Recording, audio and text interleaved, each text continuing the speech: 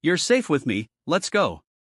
The words had barely left his lips when he bent down and lifted her into his arms, effortless, without asking. Isla gasped, not from fear, from the shock of being seen, being touched, being carried. When for so long she had carried herself. Her body didn't fight, it couldn't. After standing in the snow for nearly an hour, her legs had turned into stilts of ice.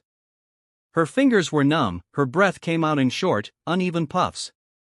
She should have screamed, should have pulled away, should have protested, but all she managed was a faint blink, a trembling breath against his chest. Because deep down she knew she didn't want to resist. Can you imagine being so exhausted that even help feels like a surprise? Malcolm Brooks held her gently, but with a quiet urgency, the kind that didn't need permission because it was clear this wasn't about power or pride. It was about not letting someone crumble alone.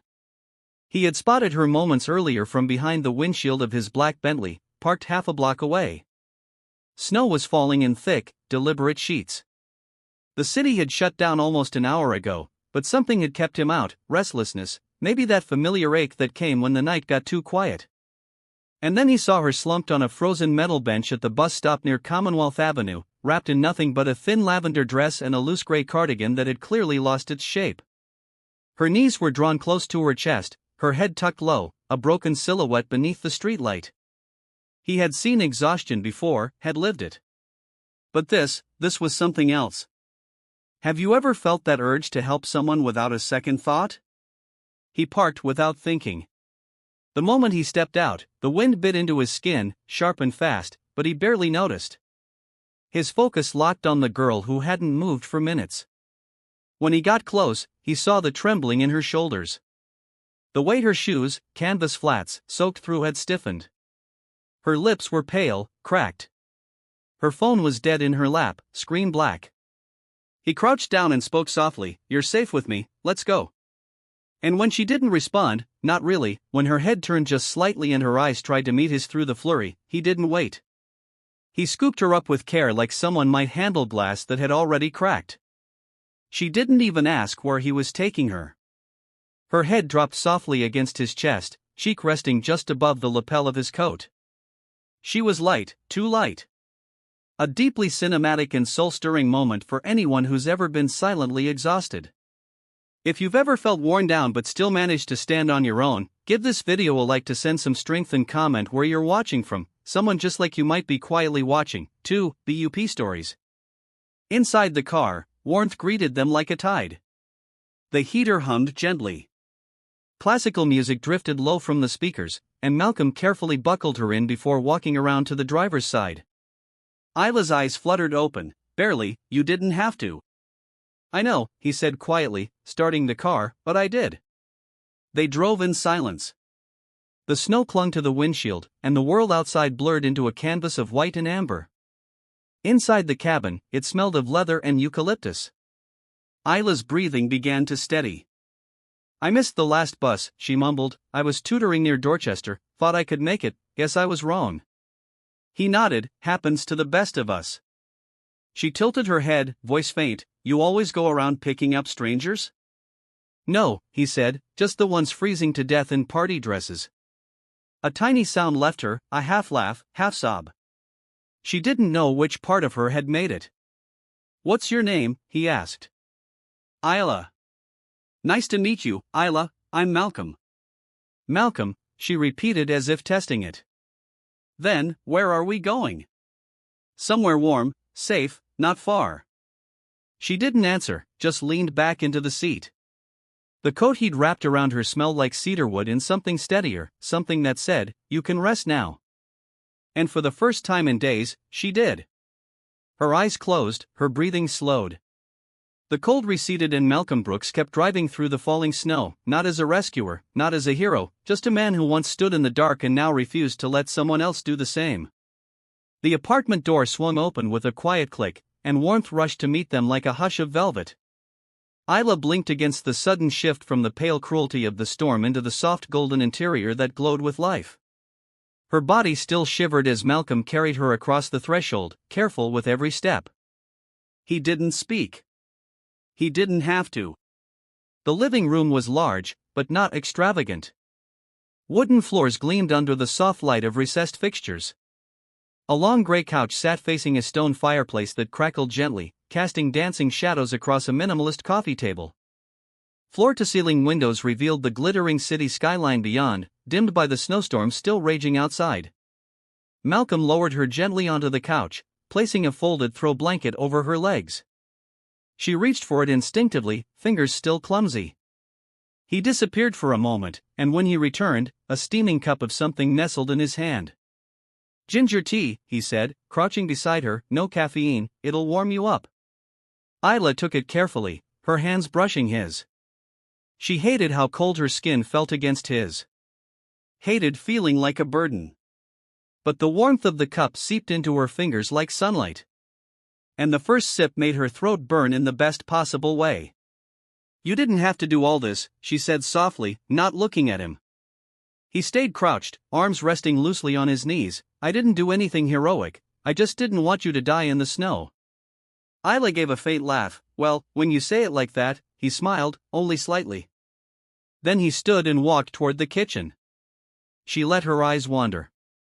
The place was quiet. Still, books lined a low shelf beneath the window. A record player sat beside them. On the wall above the fireplace hung a single black and white photograph of an older woman in scrubs, smiling in front of what looked like a small clinic. Isla stared at the photo for a long time. There was something about the way it was framed. The way it held space on the wall, not as decoration, but as memory. "She was a nurse," Malcolm's voice said behind her. Isla turned.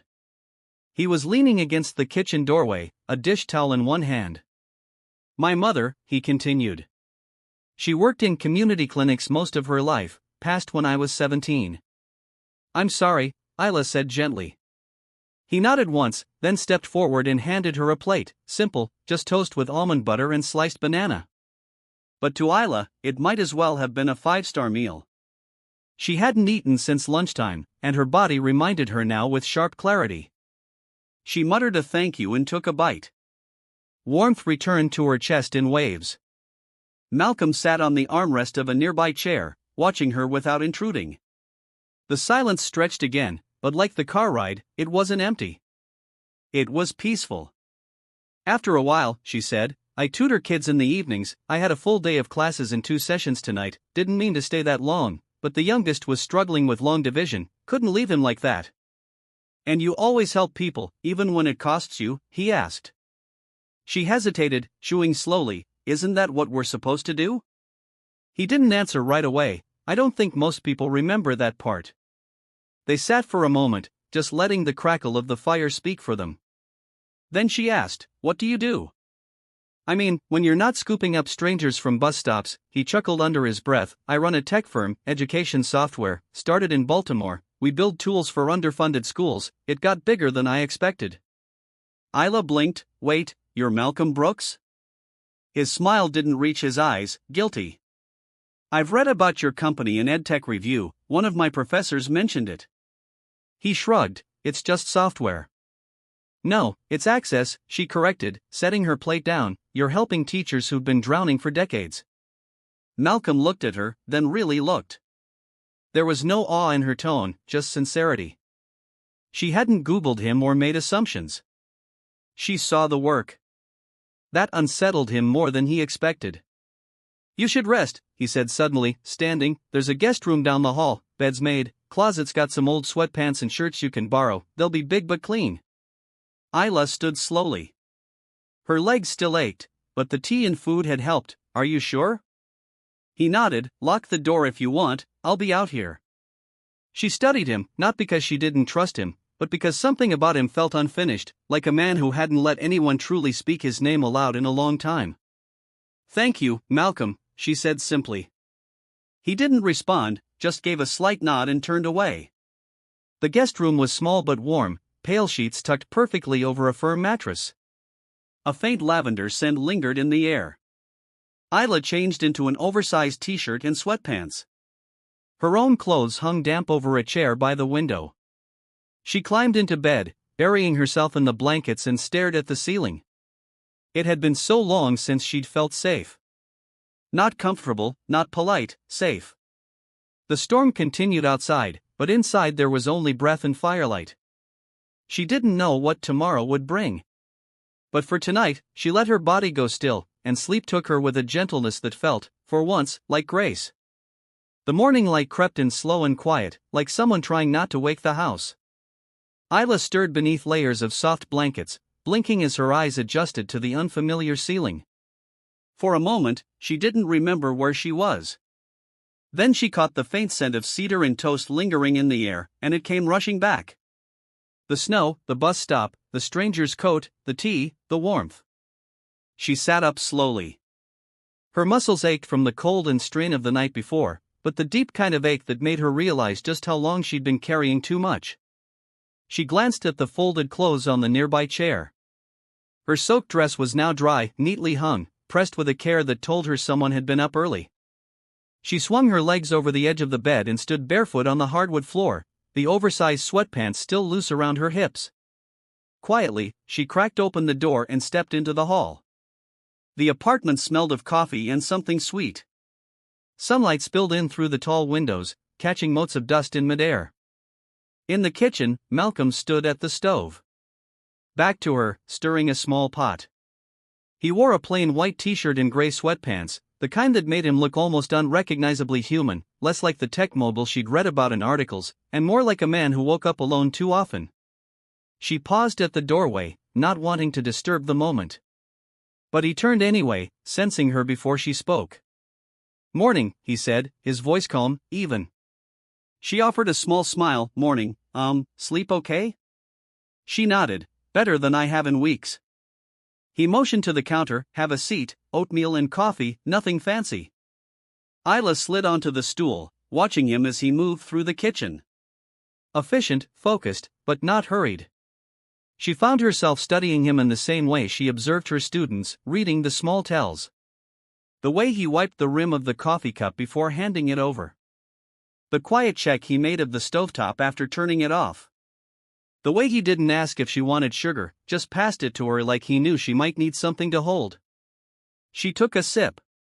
It was just the way she liked it. She hadn't told him that. "You always cook breakfast for strangers," she teased gently. He raised an eyebrow. "You're not a stranger anymore." The words lingered in the air, warm and weightless. They ate mostly in silence, but it wasn't uncomfortable. It felt, in a strange way, like two people sharing a table in an old diner. Both too tired to fill the air with noise.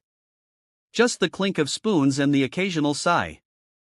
Finally, Isla said, "I should get going soon, I've got class this afternoon." He nodded slowly, not protesting. "I'll have the driver take you." She hesitated. "You don't have to do that, I can catch the train." "The trains are still delayed, I checked, roads are clear enough now, it's no trouble." She didn't argue. Not because she agreed, but because something about the way he said it made it hard to say no. Not controlling, not overstepping, just unwavering.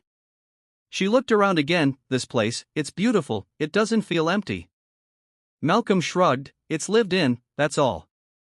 She tilted her head. "You live alone?" He met her eyes. "Always have."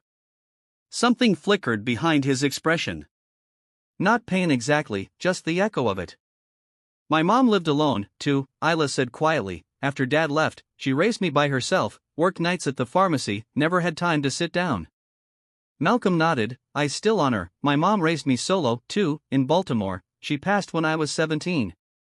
Isla's throat tightened. "I'm sorry."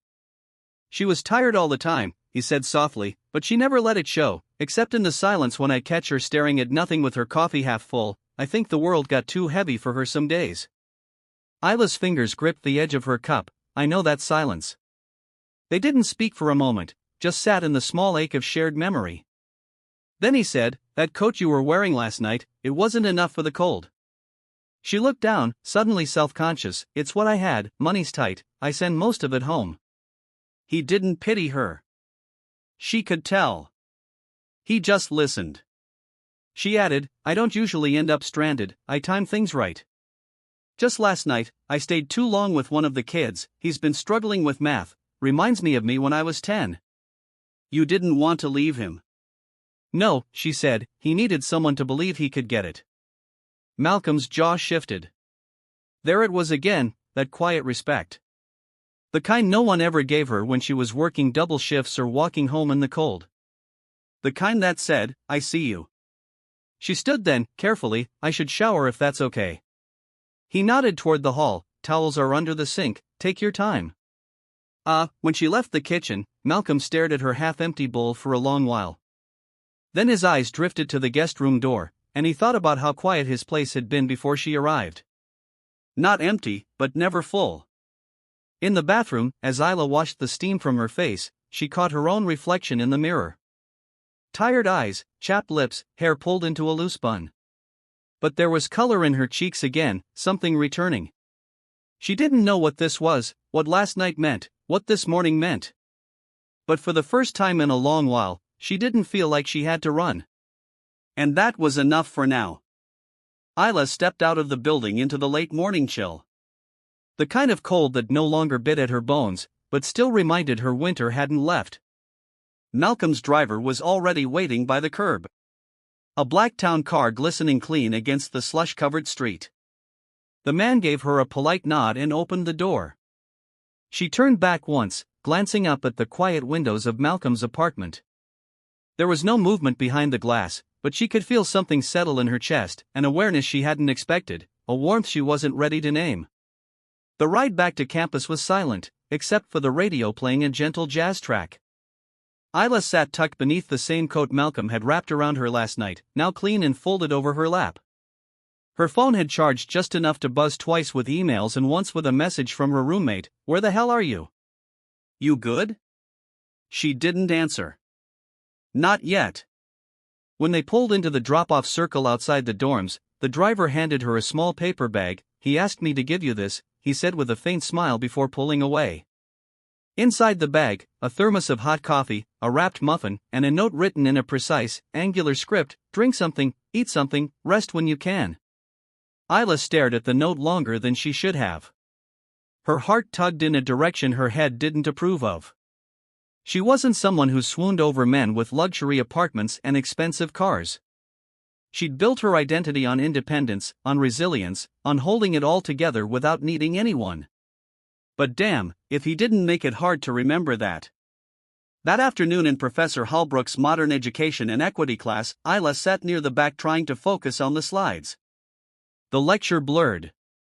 Her mind kept drifting to the way Malcolm had looked at her across the kitchen counter, to the photo of his mother above the fireplace, to the silence they'd shared without discomfort. She was still distracted when class ended and a classmate slid into the seat beside her. "So, you and Malcolm Brooks, huh?" Isla's head snapped toward the voice. It was Tasha, another education major with two perfect curls and two white eyes. She smiled like a cat that had found something fragile to play with. "I saw you get out of his car," she added casually. "Figured you must be dating or something." "We're not," Isla replied quickly, too quickly. Tasha raised an eyebrow. "Okay, just looked real cozy, that's all." Isla gathered her things without answering, but as she walked out of the classroom, she felt heat rising in her chest. Not from embarrassment, something sharper, anger, frustration, the kind that came from being seen, but not really seen. At her work-study shift in the tutoring center that evening, Isla could barely focus. She smiled through vocabulary drills and math worksheets, but her thoughts swam.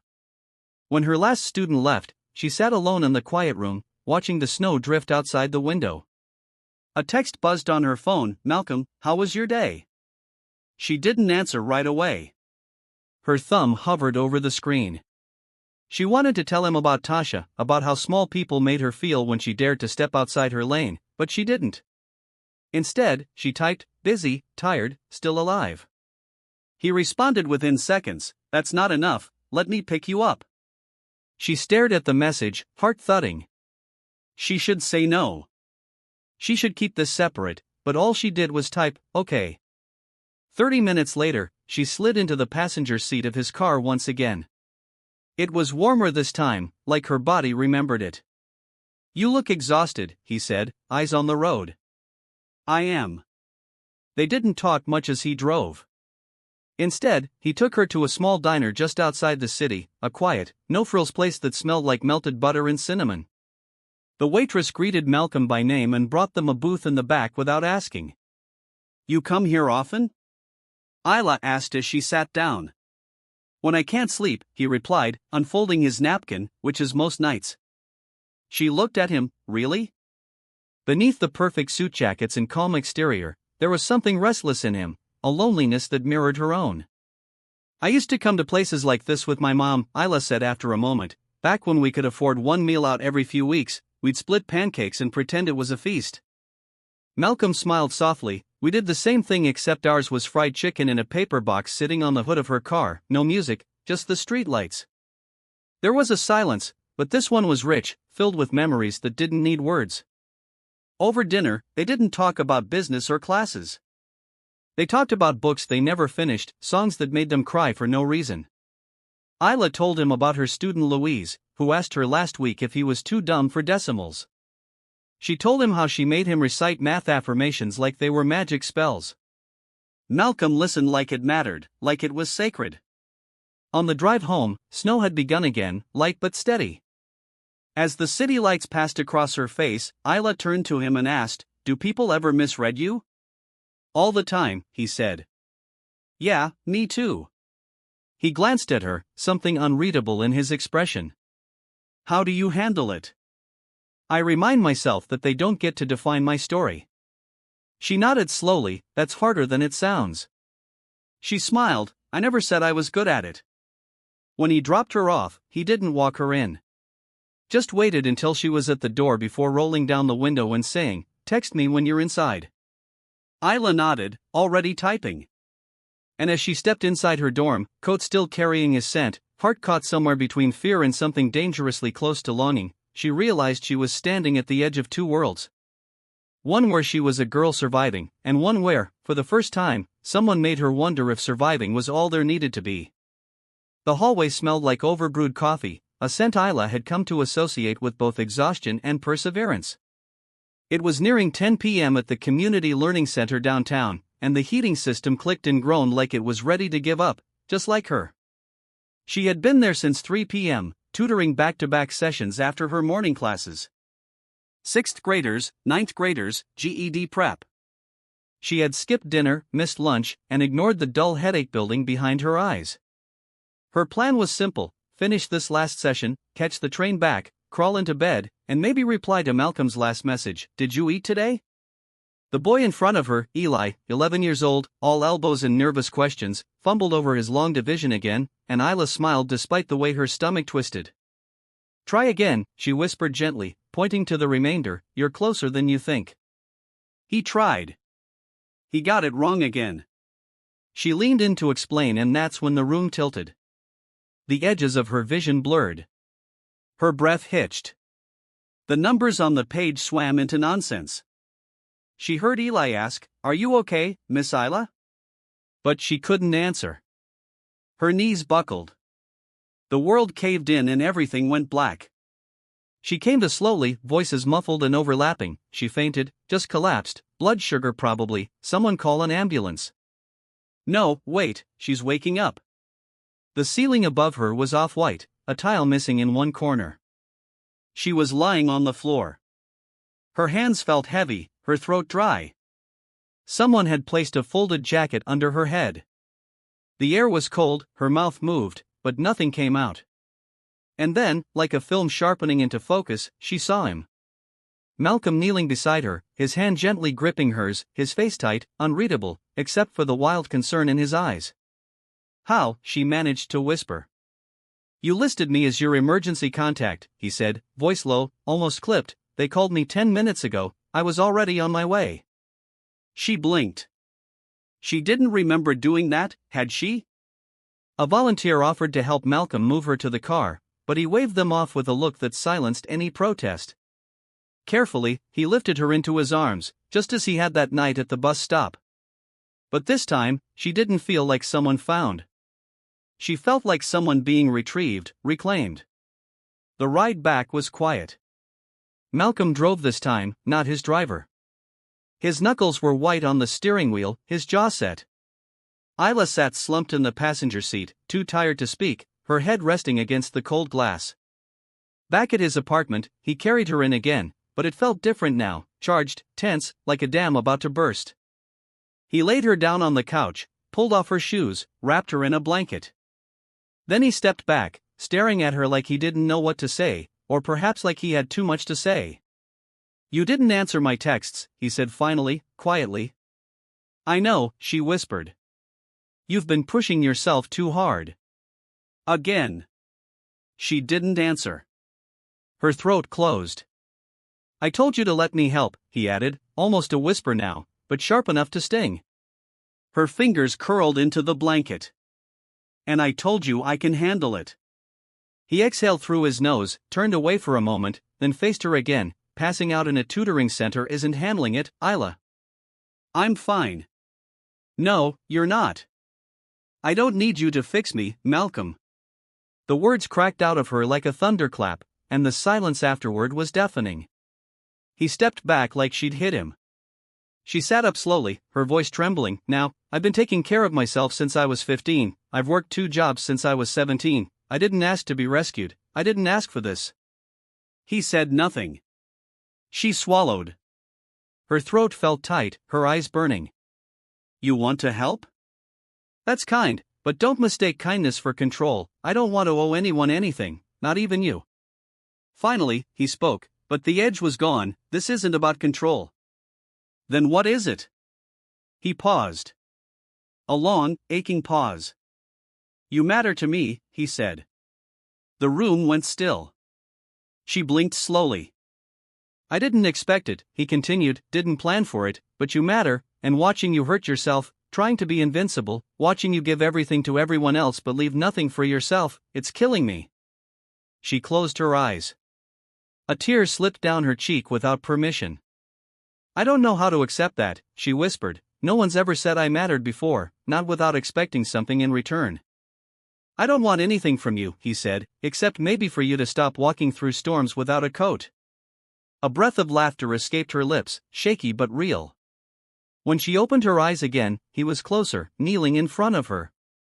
His hand reached for hers but didn't take it. "I don't want to break down in front of you," she murmured, "it feels weak." "It's not," he said, "it's just human." She looked at him, really looked, and for the first time, she saw not the CEO, not the calm stranger in a suit, but a man with a matching ache inside him. One who understood what it meant to hold yourself together so tightly. "You forgot how to fall apart safely," he said slowly. She placed her hand in his. "I'm tired, Malcolm," she said. "So tired." "Then rest," he whispered, "and let someone hold the weight for a while." She didn't respond, but she didn't pull away either. And for that night, just one night, Isla let herself be held. Not because she was weak, but because she was finally ready to stop being alone. The apartment was quiet. Too quiet. The kind of silence that didn't just linger. It pressed in. It filled the corners of the room like fog, like grief. Malcolm stood by the window, one hand on the glass, watching the city move far below. The snow had stopped, but its memory clung to the rooftops, soft and weightless. Behind him, Isla sat curled on the couch, wrapped in his coat. Her hands cradled a mug of tea she hadn't touched. Her eyes were puffy, not from tears. There hadn't been many of those, but from the kind of exhaustion that seeps into the marrow. Her hair was pulled into a loose bun, flyaways lit by the afternoon sun. Her voice hadn't returned since the night before, not fully. She had slept. Yes, but it was the sleep of someone worn out, not someone at peace. And Malcolm, he had barely rested at all. He'd paced the floor like a ghost, stopped only when he'd heard her breathing deepen. Now they were here together, but something was slipping. "Thank you for letting me stay," she said finally, her voice low. He turned to look at her, arms folded across his chest like a shield. "You don't have to thank me, Isla." She gave a faint smile. "I think I do." She stood, setting the mug down with care. She had changed back into her own clothes, the same ones she'd collapsed in. Clean now, but still too thin. The sleeves tugged at her wrists. The shoes looked like they wanted to be anything but what she had to rely on. He watched as she walked to the hallway, pulling her bag up onto her shoulder. He wanted to stop her. He wanted to say all the things he'd swallowed over the past few weeks, but his mouth stayed closed. Isla paused by the door, turning back to face him. You know what the hardest part is? He didn't speak. It's not the money, not the cold, not even the loneliness, she said, it's that when something good shows up, I don't know how to trust it. Her voice didn't crack. It didn't need to. I spent years believing that if I kept my head down, if I just worked hard enough, life would get better. But life didn't get better. I just got better at pretending I was okay. Malcolm took a step forward. You don't have to pretend here. She nodded slowly. I know, that's what makes this so hard. There, raw and aching, I've started to care about you, she said, too much. And that scares me because I don't know what I am to you. A guest, a project, something you saved on a snowy night because you couldn't save someone else. He flinched, just barely. She saw it. I'm not her, Malcolm, I'm not your mother. I know, he said quietly. I don't want to be part of someone else's redemption story. I just want to be wanted for me. Messy, loud, tired, hopeful, me. You are, he said. But she shook her head, you don't say it. His jaw clenched. Because I don't want to ruin it. You don't ruin something by naming it, she said, you ruin it by making someone guess. Silence stretched between them like a tightrope. Then she stepped forward, took his hand gently in hers, and said, I love you, Malcolm. His eyes widened. I think I have for a while now, she continued, but I need to know if we, means something beyond warm coats and guest rooms. He looked down, then back up, and what she saw in his face was not rejection. It was fear. But he said nothing. That was all the answer she needed. Isla leaned in and kissed his cheek, soft and final. Then she let go of his hand and turned toward the door. He didn't move. She opened it, stepped out into the hallway, and pulled it shut behind her. The sound of it closing echoed like a held breath finally exhaled. Malcolm stood frozen, hand halfway raised, lips parted like he might call after her, but no sound came. Minutes passed, or maybe they were hours. The coat she had worn still hung on the hook. Her mug still sat on the counter. Her scent still lingered faintly in the room.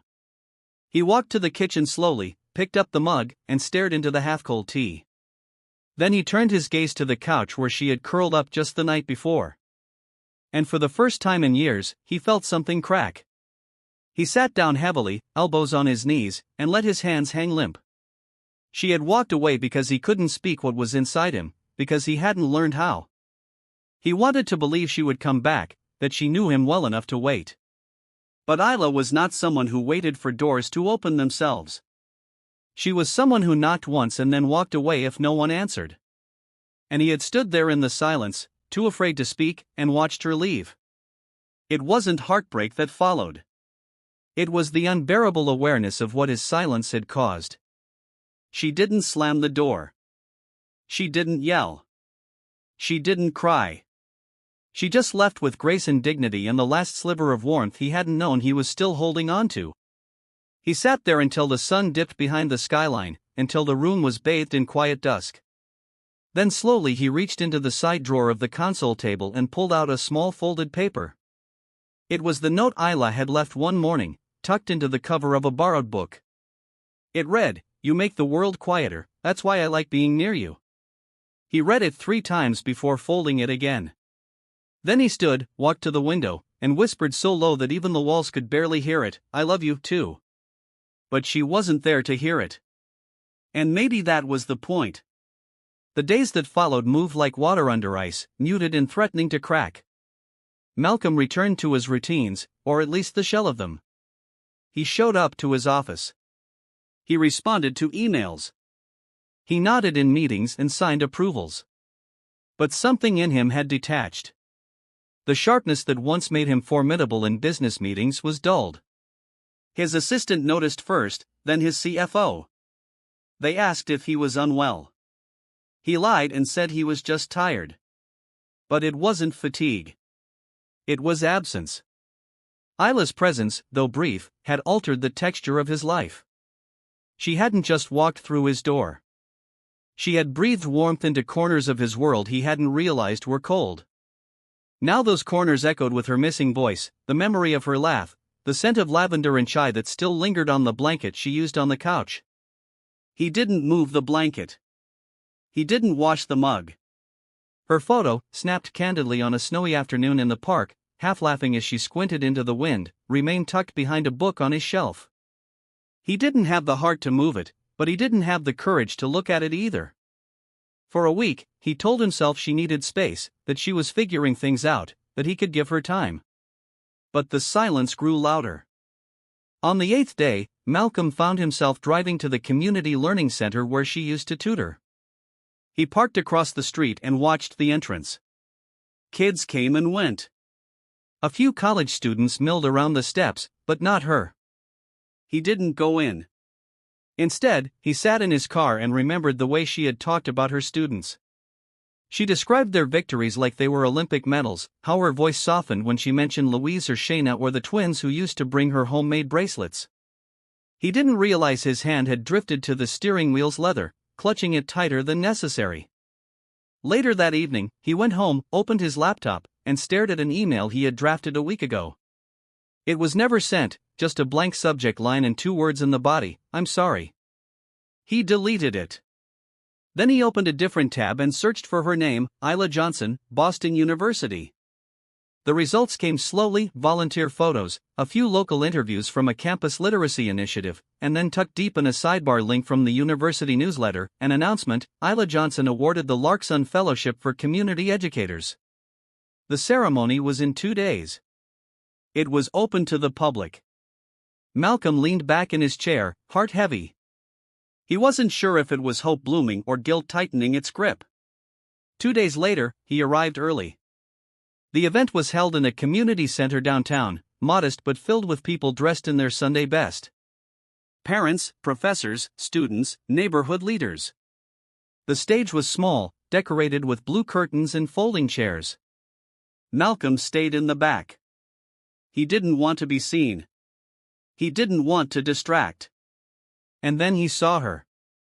Isla walked on stage in a navy dress with sleeves that brushed her elbows, her curls pulled back simply, her expression composed but not guarded.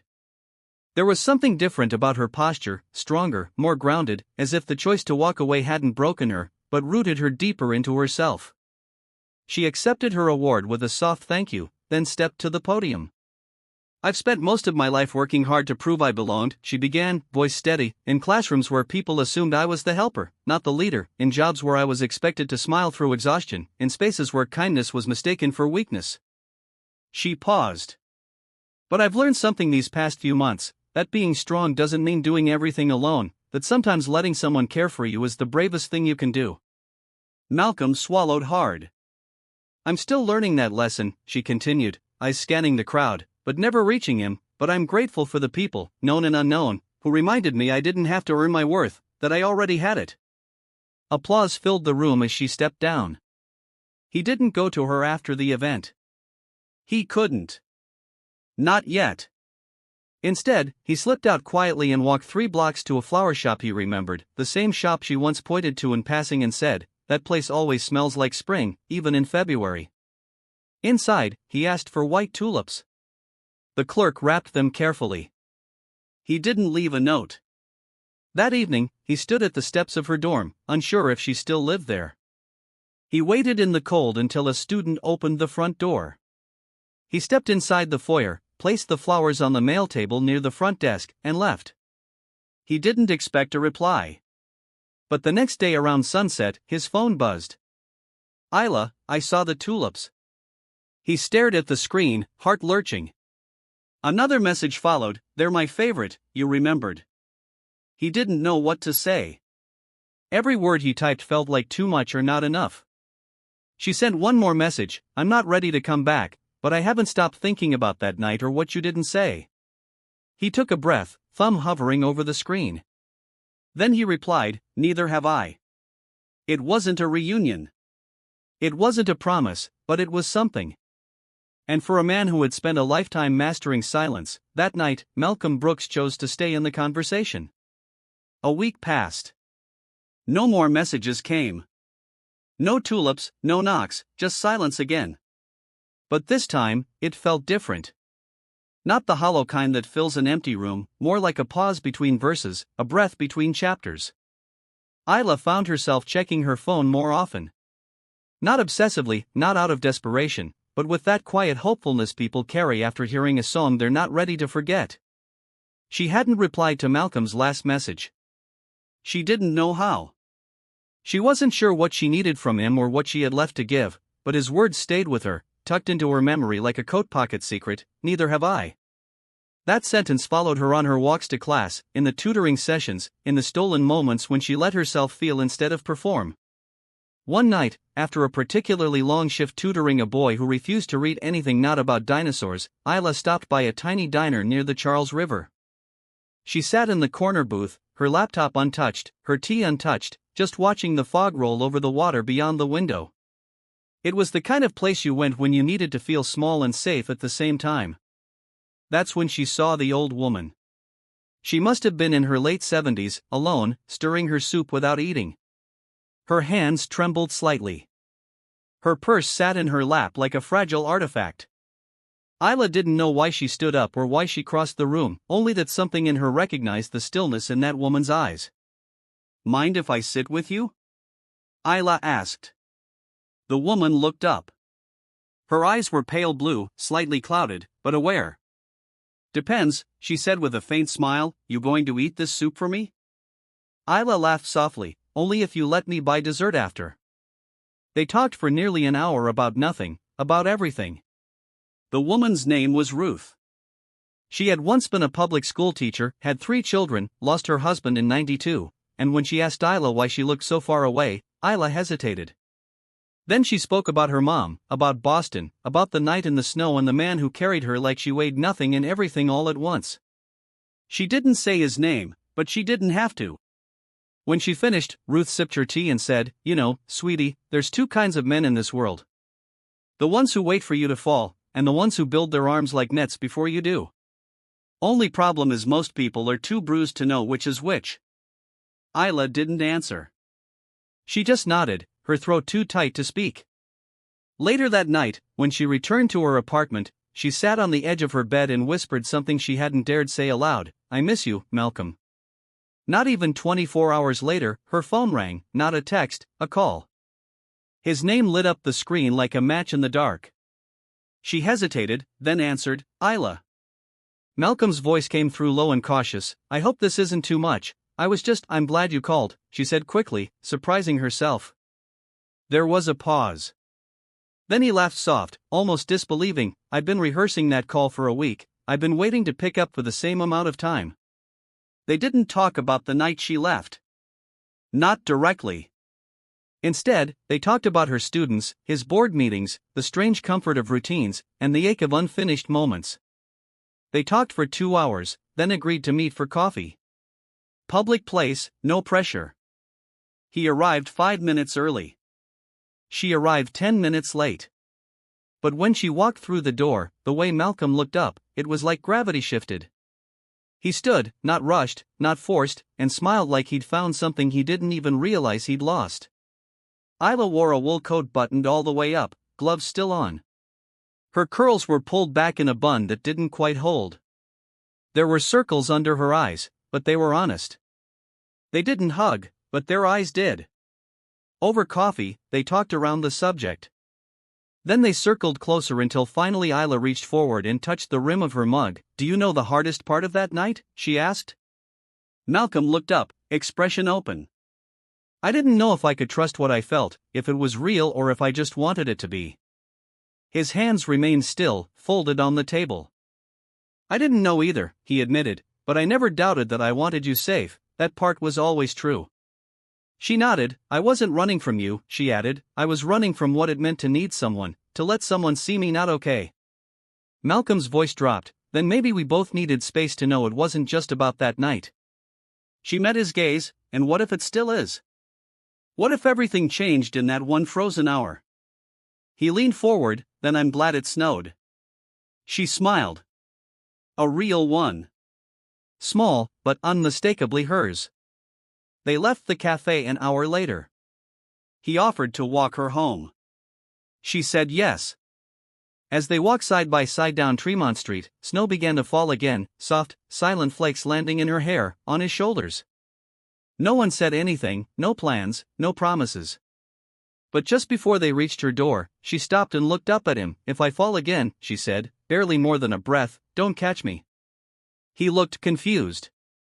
"Just walk beside me," she added, "that's all I need." He reached out gently, brushing snow from her sleeve. "Then that's exactly what I'll do." And they stood there, two people, not fixing each other, not saving, but simply choosing to stay. Snow had returned to Boston like a memory, slow, deliberate, and impossible to ignore. Isla stood by her apartment window, watching the flurries brush against the glass in a dance both familiar and unnerving. It had been almost a year since that night on the bench, since Malcolm had lifted her out of the cold without asking for permission. Since he whispered, "You're safe with me, let's go." That night had split her life in two, before and after trust, before and after being seen. Now everything had settled into something she couldn't quite name. Not love, not yet, but not uncertainty either. They met twice a week now. Sometimes for coffee, sometimes in bookstores, sometimes just to walk in silence. And even when words didn't come easily, the presence between them did. Malcolm had changed, too. His company had started a community initiative, free tutoring for underprivileged high school students in Roxbury. Isla had helped him design the pilot program. She didn't want her name attached to it, just her ideas. She still tutored at the university, still worked long hours. But now she had a key to his apartment, not to live, not yet, but just to use the piano in the den when the world got too loud. On the first anniversary of the night they met, Malcolm sent her a single text, "Meet me where it started." And so she did. She bundled herself in a long camel coat and navy scarf, boots lined with fleece, and gloves her grandma had knitted. Her hair was tucked into a beanie. And as she walked through the soft snow, a strange quiet followed her. It wasn't fear. It was something gentler, anticipation laced with memory. When she arrived at the bus stop, Malcolm was already there. No car, no driver, just him, standing near the bench where she had once curled into herself, half frozen in a thin dress and worn sweater. This time there was a small portable heater beside him, and on the bench a folded quilt, a thermos of hot cocoa, and 2 chocolate croissants. He smiled when he saw her. "You're late." "You're absurd," she said, already laughing as she stepped closer. He picked up the thermos and handed it to her. "I thought about that night a lot, about how scared you must have been and how close I came to making it worse." She shook her head. "You didn't make it worse, you didn't make it better either, you just showed up, that's what I remember." They sat in silence for a few minutes. The cocoa was sweet and familiar. The air between them, warm even in the cold. Then Malcolm reached into his coat pocket and pulled out something small wrapped in tissue. "I wanted to give you this here, not because it's dramatic," he said, smirking, "but because this spot means more to me than 1,000 rooftop restaurants or beach sunsets." She unwrapped the bundle slowly. Inside was a silver pendant shaped like a snowflake, intricate, delicate, and imperfect in the center. "It's flawed," she murmured, running her thumb along the center ridge. "Like that night, like me, like you, but it held," he said softly, "and I think what we're building, it's supposed to hold too." She looked at him, really looked, and for the first time, she didn't see the CEO, the sharp suits, or the mansion overlooking Beacon Hill. She saw the man who had waited in silence, who had let her come back in pieces, who had never once tried to smooth the jagged edges. "You know," she whispered, "I almost didn't let you carry me that night." "I know," he nodded, "and I never would have blamed you if you hadn't. But you did, and I didn't stop you. I guess that was the moment I started to believe again." Malcolm took her gloved hand. "And I've been walking beside you ever since." They stayed until the sun began to dip, casting orange light across the snow. People passed them, some curious, some indifferent. No one interrupted. Just before they stood to leave, Isla turned to him and said, "You said I was safe with you, but what if now it's me who wants to protect you?" He smiled, a little caught off guard. "From what?" She looked down, then back up. "From loneliness, from believing no one sees you back, from thinking you have to hold everyone else together, but never be held yourself." For a moment, Malcolm didn't answer. Then he pulled her close. Not dramatically, not like in a movie, just enough so that her head rested on his shoulder. "I don't feel alone when you're here," he said into her hair, and that's not something I ever expected. They walked home in silence again. But this silence wasn't the absence of words. It was the presence of trust. And sometimes that's louder than anything. BUP stories.